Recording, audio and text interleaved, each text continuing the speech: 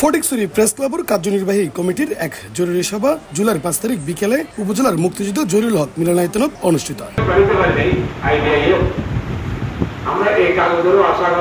সহসভাপতি ইমরান ফরহাদের সভাপতিত্বে ও সাধারণ সম্পাদক আবু একলাস জিনুকুর সঞ্চালনায় এতে বক্তব্য রাখে প্রেস ক্লাবের সিনিয়র সদস্য রফিকুল ইসলাম চৌধুরী, মোহাম্মদ ফখরুল ইসলাম, যুগ্ম সম্পাদক নাসির উদ্দিন, সহ সম্পাদক সাইফুর রহমান সোহান, অর্থ সম্পাদক আলমগীর নিশান, প্রচার সম্পাদক আনোয়ার হোসেন ফরিদ, সমাজসেবা সম্পাদক আহমেদ এরশাদ খোকন, সাংস্কৃতিক সম্পাদক সজল চক্রবর্তী, ক্রীড়া সম্পাদক মোস্তফা কামরুল, পাঠাগার সম্পাদক শাহনেওয়াজ নাজিম, স্থায়ী সদস্য মোহাম্মদ জোনায়েদ। তাদের মধ্যে একটা তাদের যে ইউনিটি আছে এটা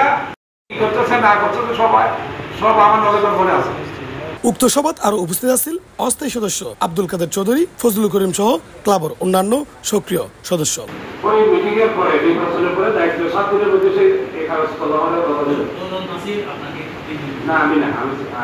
এ সময় বক্তব্যে সাংবাদিকতার ঐক্য ও পেশাগত দায়বদ্ধতার প্রতি গুরুত্ব দিয়ে হয় একখান শক্তিশালী ও কার্যকর প্রেস ক্লাব করতে বেগুন নিজ নিজ অবস্থানতুন আন্তরিকভাবে ভূমিকা লাভ করিব।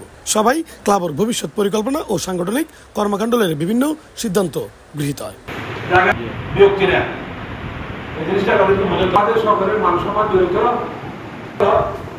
C+ চট্টগ্রাম।